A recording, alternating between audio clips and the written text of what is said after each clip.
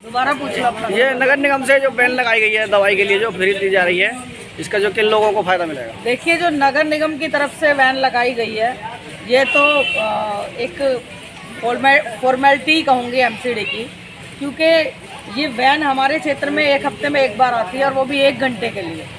हफ्ते में एक बार और 1 घंटे के लिए। उसमें जहाँ जहाँ पर मोहल्ला क्लिनिक थोड़ा सा दूर है, वहाँ पे मैं इसको एरिया के अंदर लगवा के और इससे दवाई लोगों को, जो भी डॉक्टर बैठे हैं वो दवाई देते हैं, थोड़ी बहुत जो भी जैसी भी दवाई इसमें मिलती है, बस वही काम करा जाता है। तो ये कोई बहुत बड़ा काम नहीं है, जो लोगों को सुविधा मिल पा रही है। जैसे कि आपको इस क्षेत्र से दिल्ली सरकार की तरफ से हर क्षेत्र के अंदर मोहल्ला क्लिनिक खोले गए हैं, बढ़िया अस्पताल, बढ़िया व्यवस्था है। तो ये तो भाजपा वालों ने थोड़ा सा अपनी नाक बचाने के लिए ऐसे 1-2 वैन छोड़ी हुई हैं, जिसके कारण उनका ये भी नाम भी होता रहे जी मेडिकल के नाम पे कुछ करवा रहे हैं। ऐसा कुछ है नहीं इसके अंदर। एक वार्ड में कई मोहल्ला क्लिनिक हैं, एक वार्ड में कई मोहल्ला क्लिनिक हैं, तो उसके बाद बैन की ज़रूरत क्यों पड़ी? देखिए, जहाँ जहाँ पे मोहल्ला क्लिनिक है वहाँ तो कोई दिक्कत ही नहीं है, और मैं तो सबसे ज़्यादा सौभाग्यशाली हूँ कि मेरे वार्ड के अंदर 7 मोहल्ला क्लिनिक आते हैं। पूरी दिल्ली में एक इकलौता वार्ड है जिसमें 7 मोहल्ला क्लिनिक है, और किसी के वार्ड में ऐसा है ही नहीं। तो मैं तो माननीय मंत्री श्री गोपाल राय जी का धन्यवाद करना चाहूँगी कि मेरे वार्ड के अंदर इतनी ज़बरदस्त सुविधाएँ उन्होंने दे रखी है।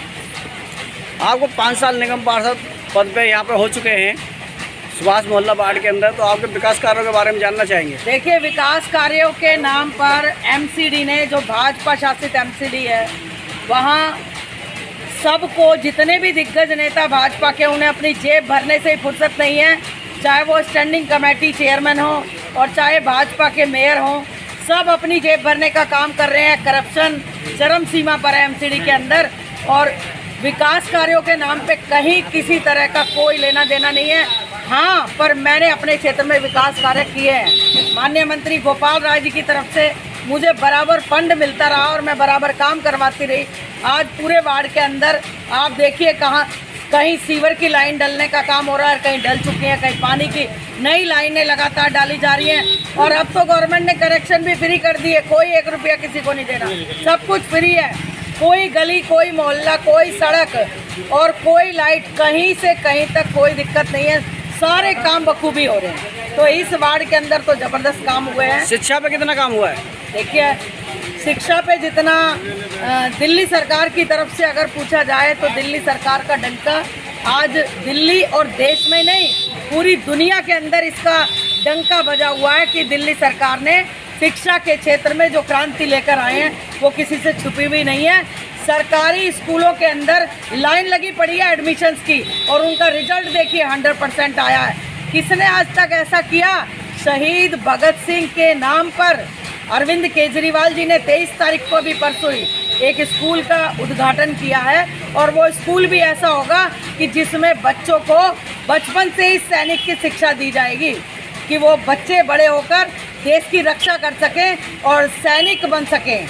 ये अपने जिला उत्तर पूर्वी के अंदर 2 कॉलेज पुराने हैं, कोई नया कॉलेज नहीं बनाया गया है। देखिए, उत्तर पूर्वी जगह में यहाँ थोड़ी सी जगहों की कमी है। मैं चाहती थी अपने वार्ड में एक और एमसीडी का स्कूल बनवाना, दिल्ली सरकार का स्कूल बनवाना। मैं चाहती थी ऐसी जगहों पे एक छोटा सा मिनी हॉस्पिटल बने, मेरे वार्ड के अंदर बने, एक समुदाय भवन बने। लेकिन क्या करें, जगह एमसीडी की है, देते ही नहीं। लड़ाई करते हैं, लड़ाई झगड़े करते हैं, ऑब्जेक्शन लगा देते हैं, नहीं देते बिल्कुल भी।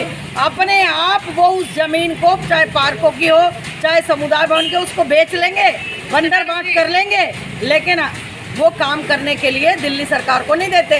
दिल्ली सरकार के पास तो फंड पड़ा है हर चीज़ के लिए, वो तो कहीं घाटे में नहीं चल रही है, लेकिन एमसीडी का रोना ही ख़त्म नहीं होता। पैसे नहीं है, पैसे नहीं है, पैसे नहीं है। अब आप देखिए कि क्या ये लोकतंत्र की हत्या नहीं है कि दिल्ली के अंदर अब चुनाव नहीं होने चाहिए थे क्या? इस समय कार्यकाल पूरा हो रहा है, चुनाव का अता पता ही नहीं है। क्योंकि पूरी तरीके से भाजपा डरी हुई है। पता है दिल्ली के लोग तुम्हारी सीलिंग से, तुम्हारे कन्वर्जन से, तुम्हारे हाउस टैक्स से, तुम्हारी दलाली से और लेंटर पे, मकानों पे बनने वाले पैसे लिए जाने से दिल्ली के लोग परेशान हैं। इन्हें शर्म नहीं आती? मरने जीने के भी पैसे लेते हैं। आप डेथ सर्टिफिकेट बनवाओ उसके पैसे लेंगे, आप बर्थ सर्टिफिकेट बनवाओ उसके पैसे लेंगे। तो दिल्ली की जनता इन्हें झाड़ू ले लेके मारेगी, भगाएगी। इन्हें पता है इस बात का, इसलिए चुनाव नहीं करवा रहे। ऐसा कभी हुआ है आज तक? आप इतने लोग खड़े, किससे पूछ के देखिए कि क्या कभी चुनाव को सिर्फ इस बहस से टाला गया है? अरे दिल्ली को ये बार बार उसको देते हैं दलील कि हमें एक एमसीडी करनी है, हमें एकीकरण करना है। एकीकरण को किसने मना किया? भी कर लो, लेकिन चुनाव तो कराओ। अरे अब 3 जगह बैठते हैं, फिर एक जगह बैठ जाएंगे, इसमें दिक्कत क्या है?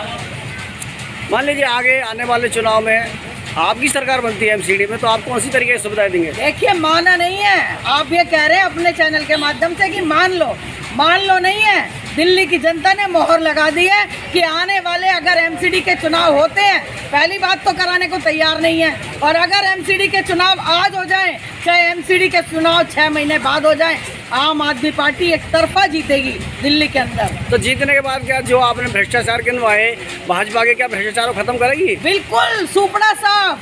आप देखिए ना, पंजाब में अगर दिल्ली के कामों को लेकर लोगों ने भरोसा किया और पंजाब में आम आदमी पार्टी की सरकार बनाई है, तो वो किसी दम पे ही बनाई है। दिल्ली के अंदर भ्रष्टाचार को आम आदमी पार्टी की सरकार ने खत्म किया और एमसीडी में इसे जड़ से खत्म करने का काम केवल और केवल आम आदमी पार्टी में ही इतना दम है, बाकी कोई नहीं कर सकता। 5 राज्यों में चुनाव हुए, 4 राज्य भाजपा ले गई, 1 राज्य केवल आम आदमी को मिल पाया। 5 राज्यों में चुनाव हुए, 1 राज्य आम आदमी पार्टी के पास आया। वो बहुत बड़ी बात है हमारे लिए कि एक छोटी सी पार्टी, चंद दिनों की पार्टी और 2 राज्यों में अपनी सरकार बनाकर बैठी है, उससे डर रहे हैं ये। और जहाँ 4 राज्यों में ये आए हैं ना, वहाँ भी कैसे धांधली करके आए हैं ये सबको पता है। और दूसरी बात, वहाँ पे आप इनका वोट बैंक उठा के देखिए कि कितनी 40% वोट इनको वहाँ भी कम मिला, वहाँ भी वोट इनको कम मिला है। ये तो अपनी चोर बाजारी करके, भ्रष्टाचार करके, लोगों का डरा धमका के, हिंदू मुस्लिम के नाम की राजनीति करके, मंदिर मस्जिद के नाम की राजनीति करके, धर्म के नाम की राजनीति करके ये लोग वहाँ बैठे हैं। और वहाँ भी कोई दिक्कत नहीं है, जनता सब देख रही है। वहाँ भी बस थोड़े दिनों के लिए बैठे हैं। अब अगर इनको भय ना होता तो दिल्ली के चुनाव ना कराते। तो अब इनकी 4 राज्यों में सरकार आई है, तो फिर डर किस बात का? सड़कों पे उतरो, चुनाव कराओ। कौन मना कर रहा है इन्हें? फिर डर क्यों रहे हैं जब 4 राज्यों में सरकार बना के बैठे हैं? हमारी तो 2 राज्यों में ही है, हम तो नहीं डर रहे। हम तो चौड़े होके कह रहे हैं। दिल्ली के मुख्यमंत्री अरविंद केजरीवाल जी ने कल ही बयान दिया अपना कि कराओ ना चुनाव, कराओ चुनाव। आप चुनाव करा के देखो और उसके बाद देखो कि दिल्ली की सत्ता किसके पास आती है। तो इन्हें अपना पता है, क्योंकि ये मान चुके हैं, ये पहले भी मान चुके थे कि इनके सारे पार्षदों ने करप्शन किया, तभी तो उन्हें टिकट नहीं दिया। यानी कि भाजपा ने पहले हार मान ली अपनी। पहले भी हार मानी थी। इन्होंने माना था कि भाजपा के पार्षद करप्शन करते हैं, इसीलिए उनको टिकट नहीं दिया था। और इस बार पूर्ण रूप से ये मान चुके हैं कि एक तरफा हमारे सारे पार्षद चोर हैं, सारे पार्षद भ्रष्ट हैं, एमसीडी पूरी भ्रष्ट है, भाजपा के नेता पूरे भ्रष्ट हैं। इसलिए ये डरे बैठे हैं कि आम आदमी पार्टी के ईमानदार पार्षद हैं, ईमानदार सरकार है, एक तरफा दिल्ली की जनता इन्हें वोट करेगी। इस डर के मारे तो चुनाव नहीं हो रहे। करवाओ चुनाव, हम तो आपको भी कह रहे हैं, दिखाओ, करवाओ चुनाव, उतरो मैदान में।